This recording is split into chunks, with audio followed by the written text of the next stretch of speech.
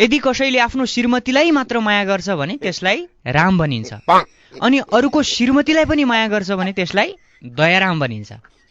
यदि अरूको श्रीमतीबाट मायाको आश गर्छ कसैले भने त्यसलाई आशाराम भनिन्छ।